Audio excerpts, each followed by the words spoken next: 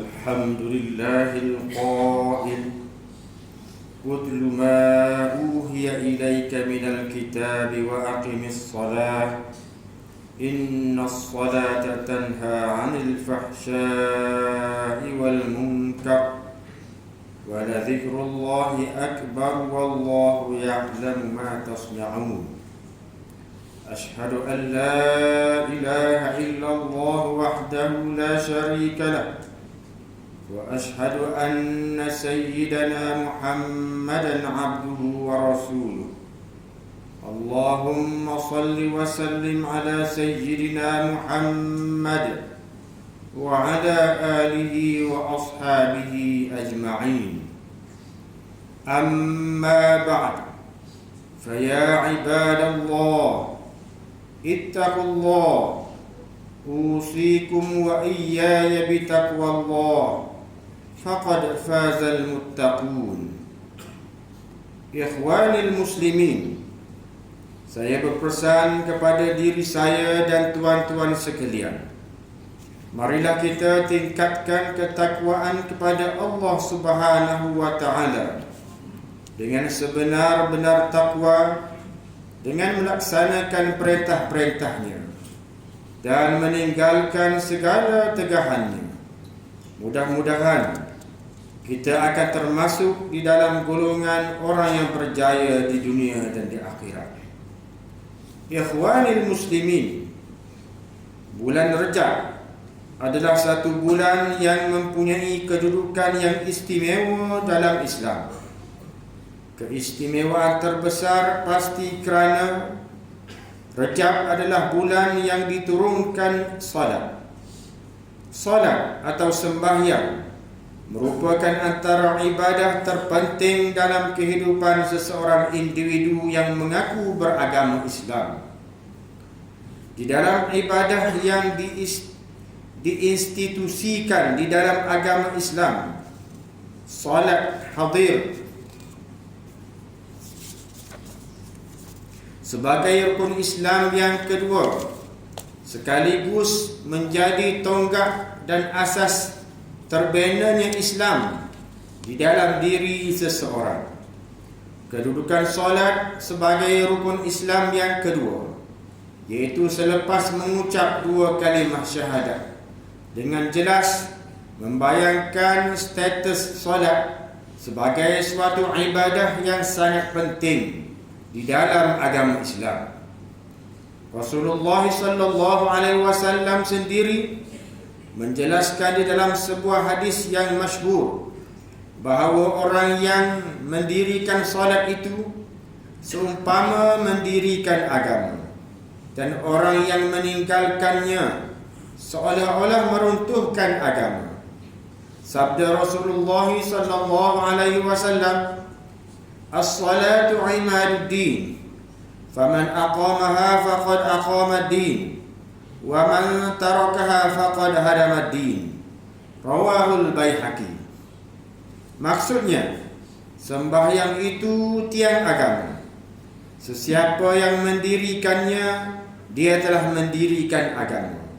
Dan sesiapa yang meninggalkannya dengan sengaja mengingkari kewajipannya, maka dia telah memusnahkan agama. Ikhwanil muslimin, sejak mula difardukan lagi, kepentingan solat telah menjadi suatu perkara yang utama di kalangan sekalian masyarakat Islam di dunia amnya.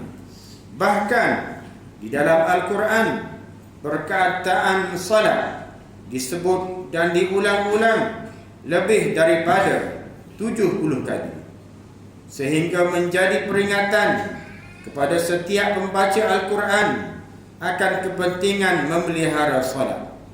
Tetapi dalam membicarakan soal ibadah yang mulia ini, timbul beberapa persoalan kepada kita.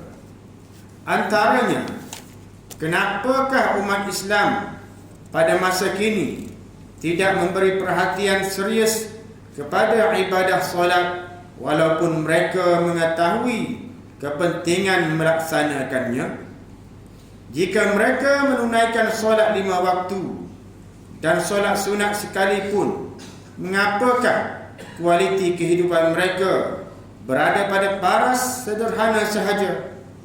Kita melihat begitu ramai anggota masyarakat yang bersolat, namun kenapakah individu tersebut tetap melakukan maksiat kepada Allah Subhanahu wa taala? Bahkan lebih teruk daripada orang yang tidak menunaikan solat langsung. Jawapan kepada persoalan-persoalan ini tersimpul di sebalik rahsia dan hikmah pensyariatan ibadat solat itu sendiri. Ramai di kalangan umat Islam pada hari ini hanya melihat ibadat solat dari sudut fiqh sahaja. Dalam arti kata lain, mereka hanya mengambil berat tentang hukum sah batal solat sahaja, tanpa menghayati setiap maksud dan pengertian di sebalik setiap ucapan dan gerak-geri yang dilakukan di dalam solat. Pada dasarnya, pelaksanaan ibadat solat melibatkan dua aspek, iaitu pergerakan fizikal, iaitu badaniah, dan aktiviti dalaman, iaitu rohaniyah. Pergerakan badaniah ialah setiap pergerakan zahir anggota badan seperti mengangkat takbiratul ihram, rukuk, iktidal, sujud, bacaan dan sebagainya. Manakala aktiviti rohaniyah ialah pemusatan pemikiran, jiwa dan emosi kepada Allah Subhanahu wa taala, sehingga melahirkan sifat khusyuk, tawadhu dan ikhlas semasa menunaikan solat. Oleh itu, solat yang mampu menentukan cara hidup, membimbing gerak laku dan mengubah kualiti kehidupan seseorang ialah solat yang sempurna pergerakan fizikal dan aktiviti rohaniyahnya. Pada hakikatnya, kedua-dua aspek ini saling berhubung antara satu sama lain dan menjadi penentu kejayaan dalam kehidupan seseorang manusia. Namun demikian, harus diingat bahawa orang yang tidak langsung mengerjakan kewajipan solat 5 waktu adalah jauh lebih teruk dan hina di sisi Allah Subhanahu wa taala. Sebagaimana firman Allah Subhanahu wa taala di dalam surah Al-Muddaththir, "Ma salakakum fi saqar? Qalu lam nakum minal musallin." Artinya, apakah yang menyebabkan kamu masuk ke dalam neraka saqar? Orang yang bersalah itu menjawab, kami tidak termasuk di kalangan orang-orang yang mengerjakan solat. Ikhwanil muslimin, ingin diingatkan bahawa terdapat perkaitan yang kuat. Mereka yang sempurna melaksanakan ibadah solat, biasanya mereka juga sempurna melakukan ibadah dan amalan kebajikan yang lain. Oleh itu, marilah kita memelihara solat yang difardukan ke atas kita dengan memenuhi aspek jasmani dan rohani. Di samping itu, anak-anak juga mesti dibesarkan dengan pendidikan solat yang berkualiti dalam usaha ke arah meningkatkan kesempurnaan ibadat solat. Maka khutbah ini ingin mengemukakan pandangan Imam Al-Ghazali tentang beberapa kaedah solat yang sempurna, iaitu yang pertama, sentiasa memelihara solat 5 waktu tanpa sebarang alasan untuk meninggalkannya, melainkan atas sebab uzur syar'i. Yang kedua, sentiasa memperkemas bacaan-bacaan dalam solat dan memahami maknanya bagi memperolehi khusyuk. Yang ketiga, sentiasa mendidik dan memastikan ahli keluarga mengerjakan solat secara berjamaah. Yang keempat, sentiasa menghadirkan kebesaran Allah seolah-olah kita sedang berhadapan dengan Allah Subhanahu wa ta'ala. Yang kelima, sentiasa malu kepada Allah Subhanahu wa ta'ala kerana kelemahan dalam beribadah. Yang keenam, sentiasa mengharapkan rahmat Allah serta mengharapkan solat yang dilakukan diterima oleh Allah Subhanahu wa ta'ala. Kesimpulannya, kekuatan ibadah solat yang dilakukan akan menentukan kualiti pegangan agama dan prestasi kecintaan kita kepada Allah Subhanahu wa ta'ala, serta mengukur pematuhan kita kepada syariat Islam. Sebaliknya, kelemahan kita dalam menjaga kualiti solat akan menjerumuskan diri sebagai manusia yang rugi. A'udzubillahi minasyaitonir rajim.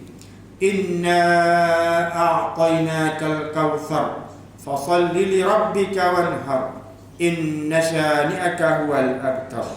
Artinya, sesungguhnya kami telah mengurniakan kepadamu wahai Muhammad kebaikan-kebaikan yang banyak di dunia dan di akhirat. Oleh itu, kerjakanlah sembahyang kerana Tuhanmu semata-mata dan sembelihlah binatang korban sebagai bersyukur. Sesungguhnya orang yang bencikan engkau, dialah yang terputus dari mendapat sebarang perkara yang diingininya. Surah Al-Kautsar ayat 1 hingga 3. Ikhwanil muslimin, akhirnya marilah kita berdoa kepada Allah Subhanahu wa ta'ala agar menyelamatkan kita semua daripada segala wabak penyakit dan bala bencana. Perbanyakkanlah melakukan amal soleh dan menghindari segala perkara yang membawa kemurkaan Allah Subhanahu wa ta'ala. Ingatlah bahawa mengambil riswah dan salah guna kuasa, mengambil bahan-bahan yang memabukkan dan salah guna dadah serta segala perbuatan haram akan membawa kehinaan di dunia dan di akhirat. Khatib juga ingin menegaskan bahawa di dalam harta kita terdapat hak orang lain yang perlu kita tunaikan, iaitu zakat.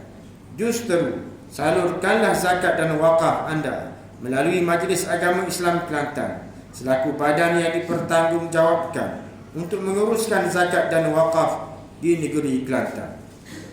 Pihak majlis juga memerlukan kerjasama semua pihak untuk menyalurkan maklumat golongan yang memerlukan sekiranya diketahui, agar mereka yang kurang bernasib baik akan mendapat pembelaan sewajarnya. Marilah kita merafakkan doa agar saudara-saudara kita di Palestin pada ketika ini diberikan perlindungan, pertolongan dan keselamatan serta kemenangan. Barakallahu li wa lakum bil Qur'anil azim wa nafa'ani wa iyyakum bima fihi min al ayati wa dzikril hakim wa taqabbala minni wa minkum tilawatan innahu huwas samiul alim. Aqulu qawli hadha wa astaghfirullahal azim li wa lakum wa lisairil muslimina wal muslimat wal mu'minina wal mu'minat al ahya'i minhum wal amwat fastaghfiruhu innahu huwal ghafurur rahim.